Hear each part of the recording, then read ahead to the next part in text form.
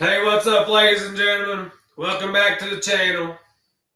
Hope everybody's having a good Tuesday. We're going to switch it up a little bit today. We're going to talk about coaches that are candidates for jobs that are open. We're going to go over LSU, Arkansas, UCLA, Florida, Penn State, and Virginia Tech jobs. We're going to talk about which coaches we think are realistic, which one's a pipe dream, and we're going to discuss who I think might possibly land at these jobs. I want y'all's input in the comment section. We're also going to talk about Tennessee's uniform combo for Saturday night against Oklahoma, day after Halloween. So y'all do that YouTube stuff for me before we get started. Smash that thumbs up for me. Click that bell for me. Ding! Helps you get notifications. Helps my channel out. I'd appreciate the hell out of it. If you're already subscribed, God bless you. If you ain't and you watch this or any of the old videos and you do, God bless you too. I appreciate every one of y'all tuning in. That's enough begging for subscriptions, y'all. Let's get into it. Saturday night, 7:30, ABC, Neyland Stadium. Dark mode is activated, y'all. Tennessee will wear its dark mode black uniforms for Saturday's home game against Oklahoma.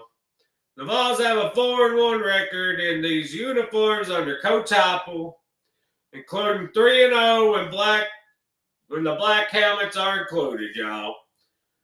If you remember when we first started the dark mode, we had a white helmet with black outline around the teeth. I thought it looked pretty good too, but I love the all black.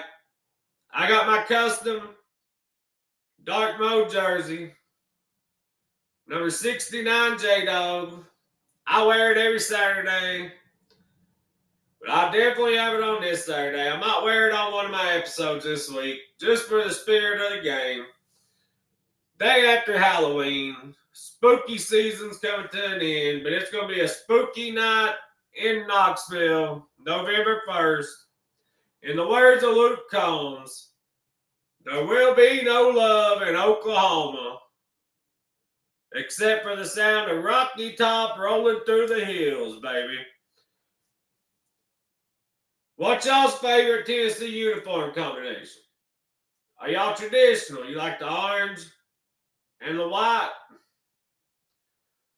Besides the dark mode, my favorite combination is honestly the road combination where we wear the orange pants and the white jersey. I've always loved that combination for some reason. I always just thought it looked really good. I love all of our uniform combinations. I like the smoky gray. I like the orange on orange. I like them all.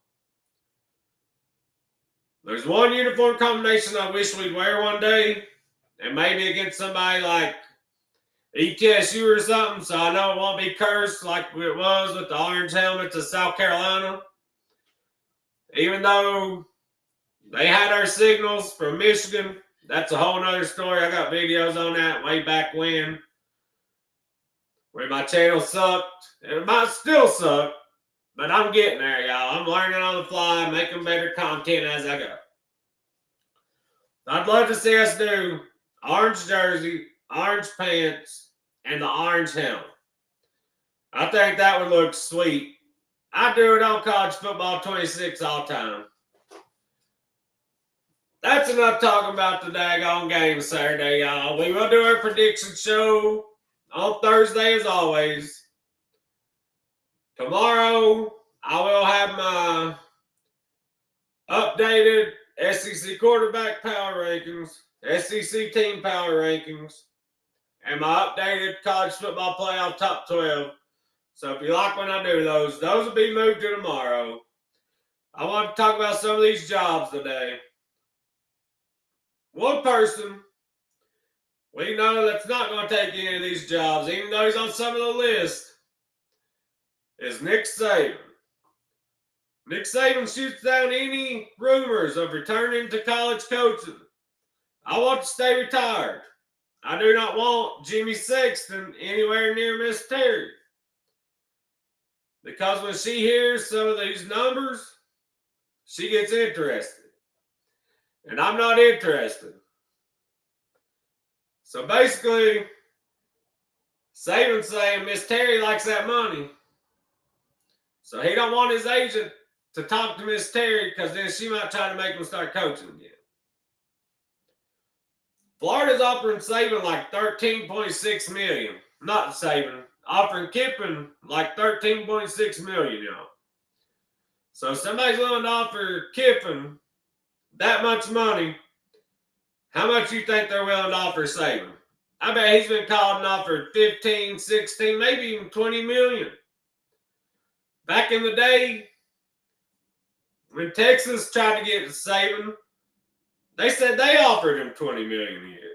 So it could be even higher than that, y'all. So Saban is out of the running. Unless Miss Terry here's 20 million, she might make him get back into coaching. Another candidate, I've got something to pull up on, then we're going to get into the jobs, y'all. Is our man Josh Heupel is a candidate for LSU, supposedly. Says Tennessee head coach Josh Heupel was placed on LSU's hot board by On3's the Bengal Tiger. The argument for Heupel to stay is asking how big of a difference is there between what he's built at Tennessee and the potential at LSU. It would take a massive investment for LSU to pull this off. And went on to say if this scoring program wants to show that they're invested in winning, blah, blah, blah, they'll make a run at Heupel. Do you think Heupel would entertain LSU? I personally think with Danny White, our investment in football is as good as anybody in the country. The only thing LSU might have that would entice Heupel is in-state recruiting. But Tennessee spends as much as anybody on recruiting. I think Heupel's too damn happy here. The fan base loves him. Yes, you have that 3 to 5% of idiots that raise hell every Saturday that we don't win by 50 points. But besides that, 95% of the fan base that are logical, got a little common sense, knows how football works, they're happy with Heupel. There's other 3 to 5%, I swear they're just attention seekers, y'all. They was losers in high school. Nobody likes them as adults. I guess you could say they're adult Karens. Anybody that's not been happy with what Heupel's done here in like his 5 years here, this is going on 5. It's crazy how fast people forget how bad it can be. You're either a new Tennessee fan or you just forget how bad it can be. Kiffin, Dooley, Butch Jones, and Pruitt. That's all you need to know. That's all you need to think about when you think about what Josh Heupel's done here. His last 3 seasons, he's won 11, 9, and 10. That's 30 wins in 3 years. I don't think Dooley won 30 the whole time he was here in the 4 years he was here. I know he didn't win 30. Butch Jones might have got to 30, but it took him 5 years. Kiffin was one and done, set us back 5 years. Pruitt, best season was 8-5. Last season was 3-7 COVID year. Josh Heupel's not going nowhere, y'all. He's going to get a pay raise after this season. People was writing us off after Nico left, y'all. 7-5, 8-4. That's still possible. But our offense has exceeded people's expectations this year. Joey Aguilar still getting disrespected. It's absolutely crazy. You got Pavia, who's fourth for the Heisman right now in the odds. He's made a website begging to be Heisman. Joey Aguilar, a.k.a. Joey Dimes, is 19th in odds, y'all. But look at this graphic. I'm getting sidetracked. We're going to talk about this, then we're going to move on. Passing yards in the SEC. Aguilar is number one by almost 200 yards. Pavia, who is fourth in the Heisman, is almost 600 yards behind him. Pavia in SEC play has 4 passing touchdowns, 4 interceptions. Aguilar's got 10 touchdowns and I want to say 4 interceptions. He's number one in yards, number one in explosive plays, number one in quarterback rating, number one in yards per completion. But yet he sits at 19th in the Heisman odds. Make it make sense, y'all. It's because he plays for Tennessee. That's why. Anyway, let's move on to some of these coaching jobs, y'all. I've got lists on my phone. So I'm gonna name them off my phone. We're gonna start with UCLA, y'all. One of the lower tier jobs. Their candidates are Jedd Fisch, Washington. Jonathan Smith, Michigan State. I think Jonathan Smith's a very good coach. He was at Washington State. Now he's at Michigan State. He's not doing quite so hot there yet, but a program like that, it takes years to rebuild. James Franklin. James Franklin's on a lot of these lists. Tim Skipper, UCLA's interim coach. You got Alex Golesh, C.J. Kine from Texas State, Tony White, Nebraska defensive coordinator. That's the most talked about people on their list.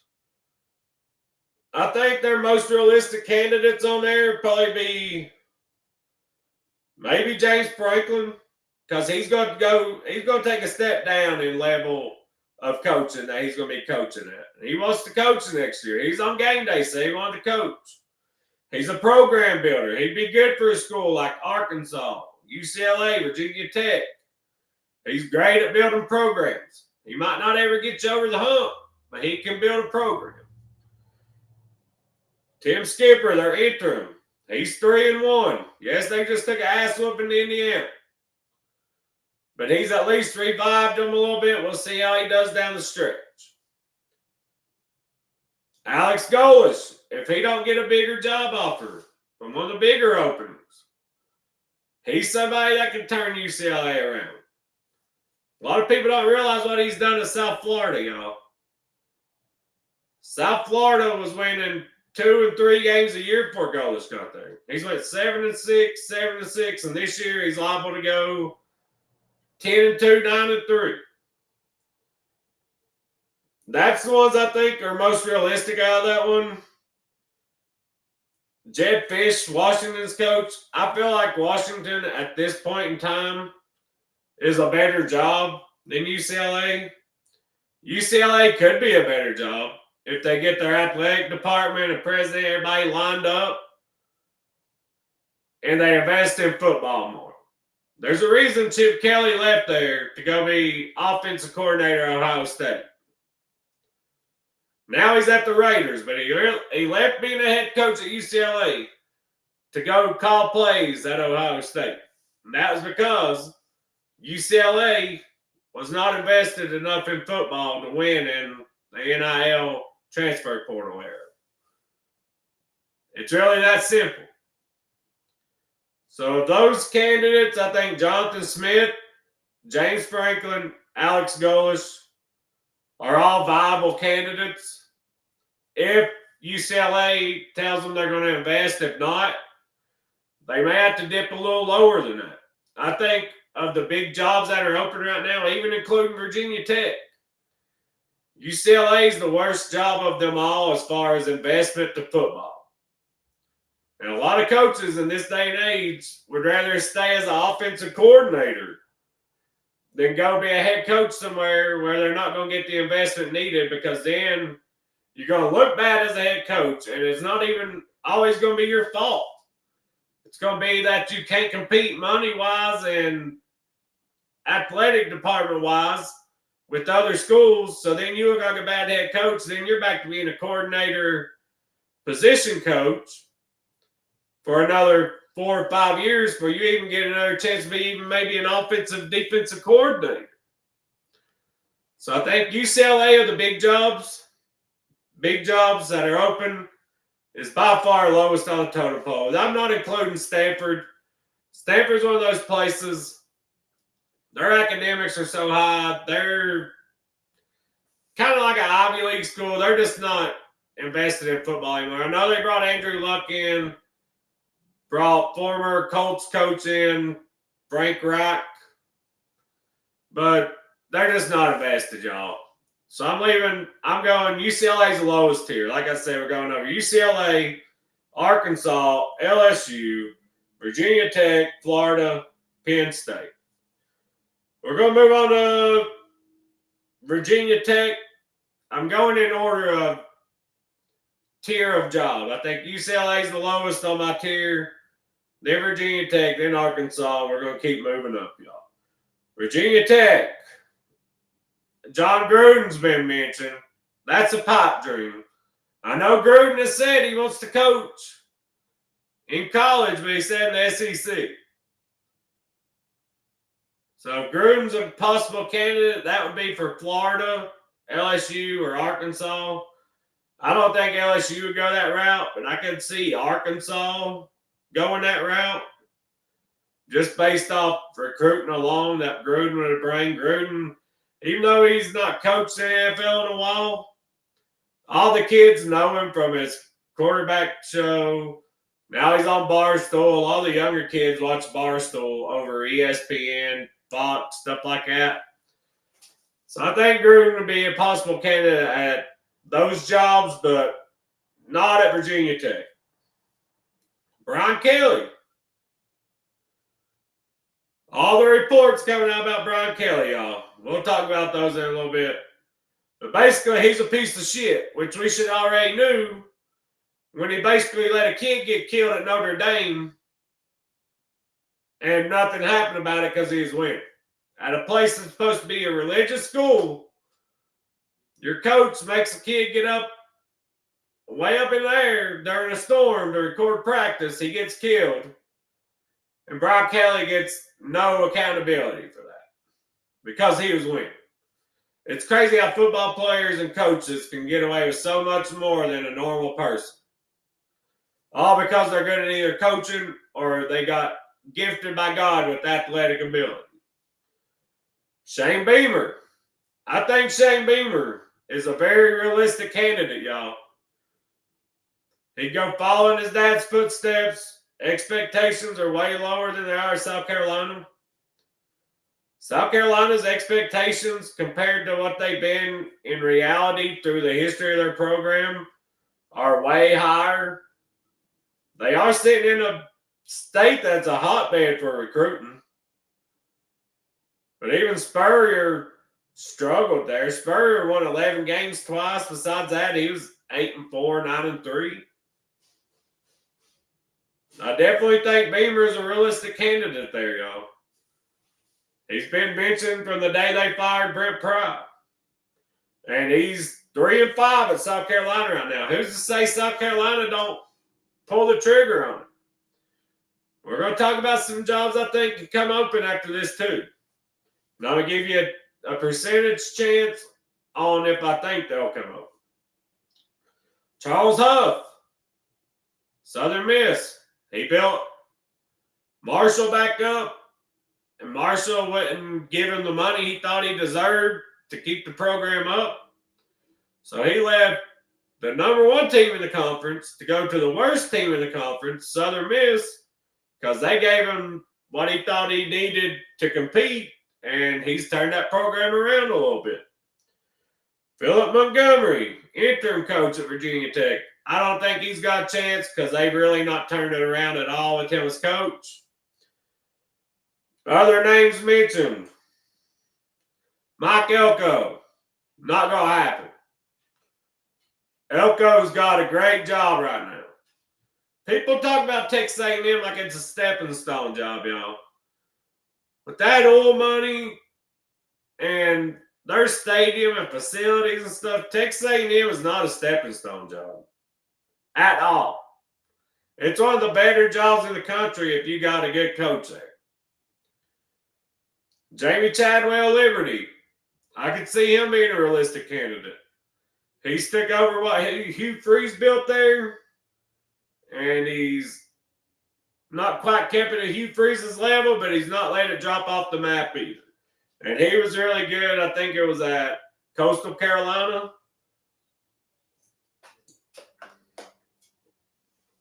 So out of those, I think Chadwell, Charles Huff, Shane Beamer are the three most realistic candidates on that list. If I had to pick a coach for that job, I really think Beamer will end up there. I think Shane Beamer ends up at Virginia Tech. I really do. It's just a gut feeling I have. I don't have any information on it. I just think it'd be the perfect storm for Beamer. Go somewhere where he can win 7, 8, 9 games a year. And the fan base will be happy for quite some time. Because where they're at now compared to where they was under his dad, they fell off the map, y'all. They're not even making bowl games most years. The last few years, they've not even made a bowl game. They just got their ass whooped by Old Dominion. So if Beamer could just go there and turn the program around enough for 7, 8, 9 wins, he would be talked about very highly there. The expectation wouldn't be 9, 10, 11 wins a year there, like it is South Carolina. And he's had one good year at South Carolina. That was last year. Besides that, he's been mediocre. Yes, he beat Tennessee and Clemson in 2022, but he had both of their signals. They went from scoring 20 points in 2 games before combined to dropping 63 on us and then 38 on Clemson or 31 on Clemson. Then it comes out that they had their signals that Connor Stallions sent them. Then it all made sense. They wore wristbands at home against Tennessee. Then when they traveled to Neyland next year, they didn't wear wristbands in one of the most hostile environments in the country.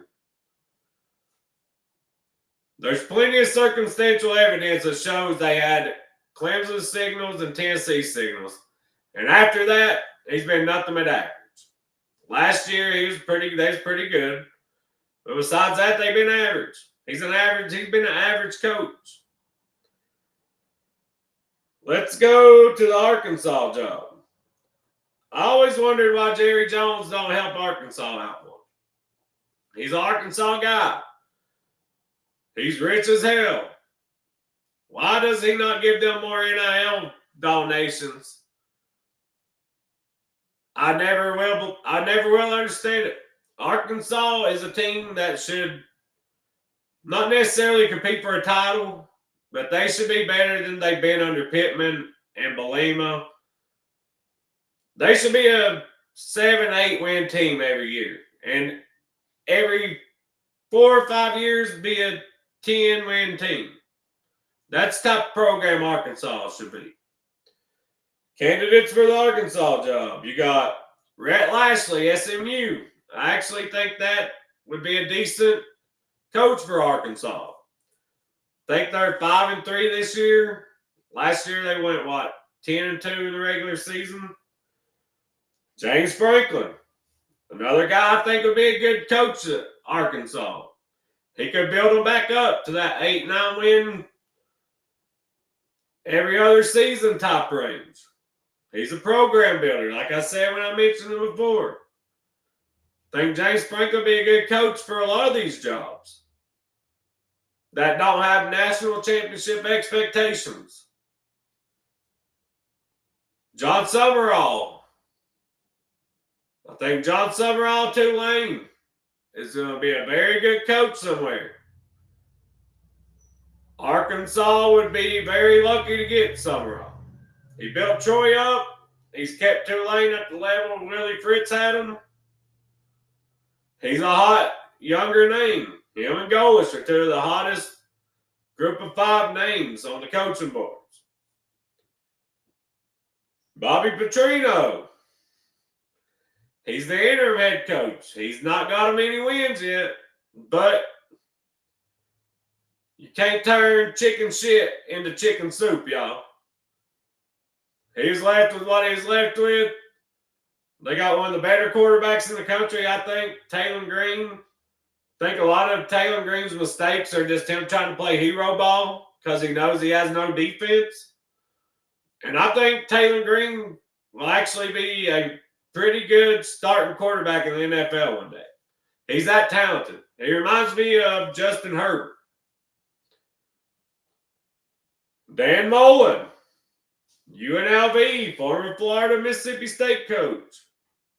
He's somebody that's not wants to recruit. He don't want to be on the road recruiting all the time. I could see him doing a pretty good job at Arkansas. Hell, he got fired at Florida for going 29-13. They let Billy Napier go 22-24 or something before they fired him. John Gruden. Believe it or not, I think John Gruden could be a realistic candidate for that job. You got Alex Golesh and Willie Fritz are the last two. Golesh, USF, Willie Fritz of Houston. I kind of think Willie Fritz hasn't made it Houston right now. I don't think he would leave for Arkansas when he could just build Houston up in the Big 12 with some of that Texas oil money, them Texas Tech, those teams. If he does good at Houston for a few years, I think he could get a better offer than Arkansas. But out of those realistic candidates, I think Mullen's realistic. Summerall's realistic. Franklin's realistic.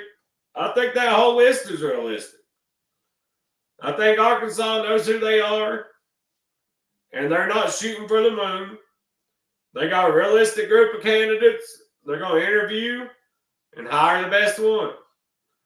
Like I said, I think Arkansas is a good program, y'all. I think Arkansas is a team that should win 7-8 games a year. Like I said, every 4 or 5 years, they got a lot of seniors on their team. Be a 10-win team. They just got to find the right coach for it. They've made bad coaching hire after bad coaching hire. I know the feeling. I'm a Tennessee fan. I know the feeling. Out of all those, if I had to pick one to land at Arkansas,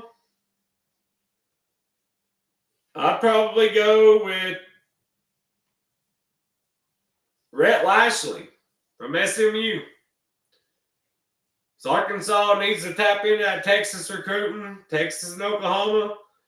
He's got his roots planted there. I think was a Texas high school coach too. So they could tap into that Texas talent. I think Rhett Lashley would be really good at Arkansas. Y'all remember, when you watch this video, tell me in the comment section each team, who you think they're going to end up hiring off of these lists. Obviously, it could be somebody not on these lists. I'm just telling you who the most talked about candidates have been for these jobs. I just thought it'd be a fun, different video than what we usually do. So y'all tell me in the comments if you like this style of video. If not, I'll scrap it. I'm trying to give y'all content y'all enjoy. So if you don't enjoy it, tell me in the comments. Let's move on to, let's go to Penn State, y'all. Some of Penn State's candidates, they're swinging for the fences too. But Cignetti's done sign with Indiana, so they know they're going to get him. Matt Rhule. Matt Rule's a very real possibility there, y'all. I really think he is. The way he talked about Penn State when they asked him about it, his wife, he met his wife there. His wife owns a business there. He met his wife there. He talked very highly of it. And I really think that's a real possibility. Lance Leipold from Kansas. I think Lance Leipold is a hell of a coach, y'all. You can say, oh, he only wins 6, 7 games at Kansas a year. There's a video called The Worst Decade of College Football, and it's about Kansas. They had like 3 seasons where they didn't win a game. And they was like their average margin of losses in that 10 years was like 30 points, y'all.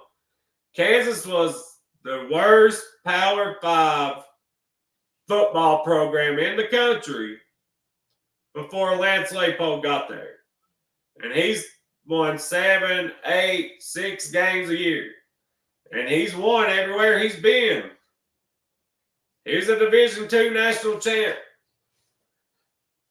I think he's a very good coach. I think he'd be a good coach at Penn State. And they got his offensive coordinator right now, Andy Kotelnicki. Since Kotelnicki left Kansas, they have taken a little step back. But they're still winning 6, 7 games a year. And at Kansas, that's like winning a national title, y'all. Kenny Dillingham, Arizona State. He was a hotter candidate last year than he is this year. But he's very young. I think he's still only like 34, 35 years old. Hell, he's my age.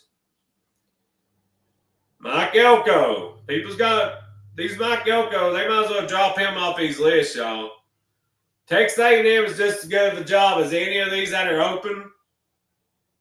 Besides maybe LSU. But I think it's really, for Elko, it's just as good as LSU to Elko. I mean, he's got to rank 3rd in the country, y'all.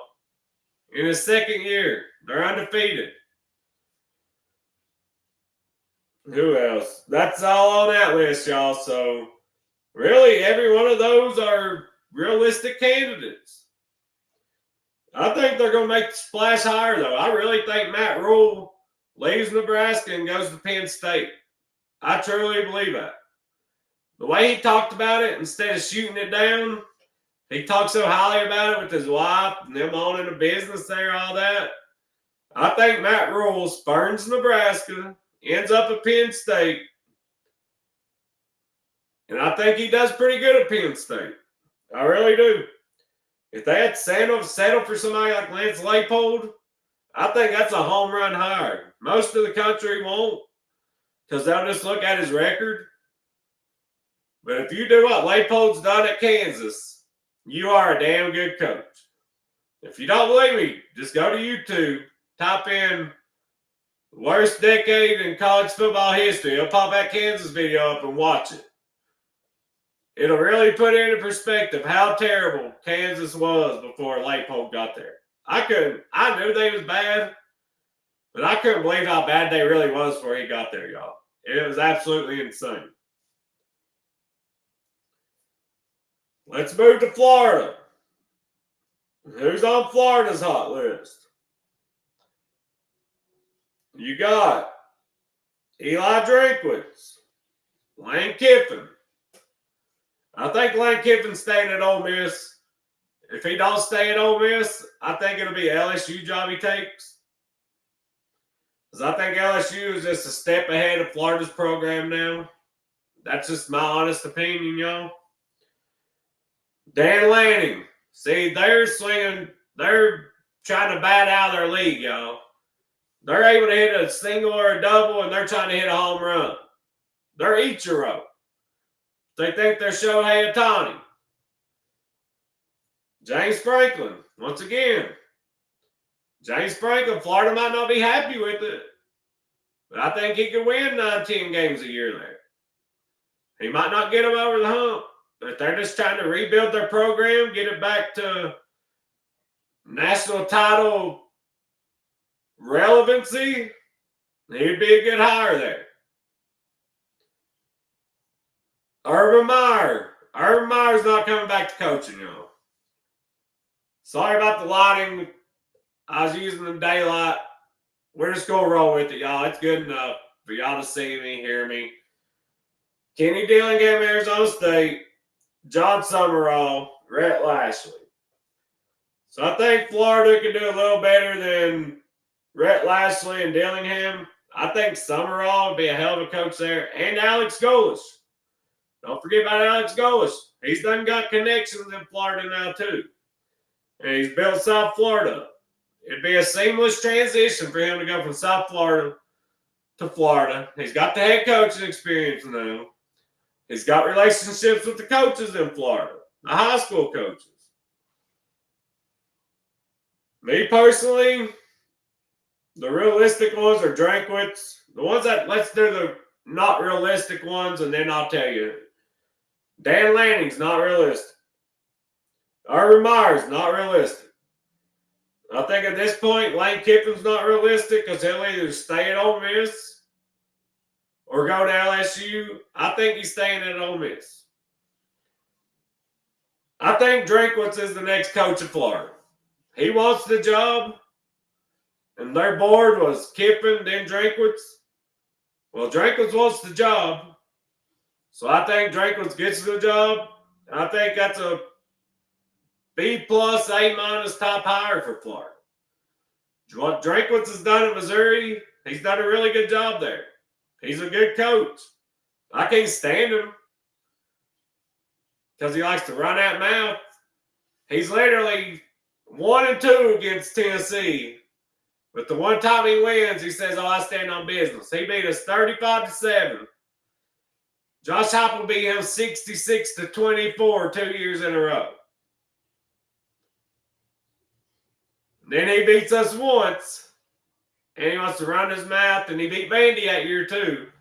So he was wearing a Tennessee State champ shirt. That's just the kind of corny goofball he is, but the man can coach, y'all. I'll give it to him. He can coach. Last but not least, let's go to LSU, y'all. You got Lane Kiffin. Realistic. Dabo Swinney. Believe it or not, I think that's more realistic than some people do. Because Clemson's fed up with Dabo, and Dabo's getting fed up with Clemson. So I think that's realistic. Maybe a change of scenery is what Dabo needs. Dan Lanning, not going to happen. Oregon has everything Lanning needs to win, and they got Phil Knight, who wants a national championship before he dies. And he's giving Dan Lanning blank checks saying, "Go use them." Drinkwitz. If LSU ends up calling Drinkwitz, he'll probably take LSU over Florida. James Franklin. Not going to happen at LSU. I think Franklin could work at some of these other schools, not at LSU. Mike Elko. I just don't know why Elko would leave Texas A&M to go to LSU, but LSU has won titles recently. Texas A&M's not. That's the only possible one I could maybe see Elko taking the call. But at the end of the day, I think Elko stays at A&M. Jeff Traylor, UTSA. UTSA's come a long way under Traylor. But I do not see that being a realistic candidate. Of all those, Drinkwitz, Kiffin, and Dabo. I really think LSU has more of a chance at Dabo than a lot of people do. But out of those people on that list, it'd have to be Drinkwitz or Dabo. If Kiffin goes there, Florida gets Drinkwitz. If he don't, LSU damn well could get Drinkwitz. And hell, they got his defensive coordinator on staff. Blake Baker left Missouri after doing a hell of a job there with the LSU, so them two could reunite. I really think Dabo to LSU could really be could really have potential, y'all. Dabo's sick and tired of LSU or Clemson. They'd have to be a stipulation. Hey, you're going to have to use the portal. You're going to have to give it the times. Y'all tell me where you think these guys end up going. Y'all tell me which coach goes where, who y'all think they get, which job's the best to y'all. Do y'all think Florida's as good of a job as LSU? Because me personally, I don't. I think LSU's just a tad bit better. Last thing I wanted to cover before we get out of here, y'all. Arch Manning may not play this weekend against Vandy. He's in concussion protocol. He didn't practice yesterday. If he don't play, Vandy has real potential to win that game. Even if he does, Vandy can go down there and win. It's sometimes the backup quarterback's your best friend in a game like that because they have no tape on him. But that's something we got to keep an eye on. Arch Manning may not play this weekend. That would be wild. Texas backs against the ropes. Vandy can afford one more loss. So I'm sure Sarkisian would love to be at full strength, but at this point in the season, nobody is. As bad as it is. Y'all get in that comment section. Tell me if y'all like this style video. I figured I'd try it out. Thought it'd be fun to go over these coaching jobs. There is 3 jobs I think can still come open. I think South Carolina, if Beamer completely just loses, I mean, if they go 5-7 or worse, I think Beamer can get fired, and also think he could just take the Virginia Tech job, and that obviously leaves an opening at South Carolina. Auburn, Hugh Freeze. I think if they lose one more, Hugh Freeze is out. Then Florida State, Mike Norvell. He's literally on his way to possibly having his 4th losing season there. He's had 2 seasons with winning records, 3 with losing records. This could be his 4th. If that happens, I think he's out. This could be the wildest offseason in the history of college football, y'all. Because not only are these coaches needing jobs, all these schools need coaches, but they're going to have mass exoduses of players, y'all. This could be the wildest transfer portal in the history of transfer portal. These are some talented teams with some talented rosters. There's going to be a lot of talent moving around to different teams, y'all. Talent that could turn a team from 7-5 to a national title contender in one offseason. So y'all lock in with me. It's going to be a fun rest of the season. It's going to be a fun offseason. We're going to throw some college basketball in there. I'm going to bring you everything you need. Subscribe to the channel if you like the content. Hit that like button. Get in that comment section.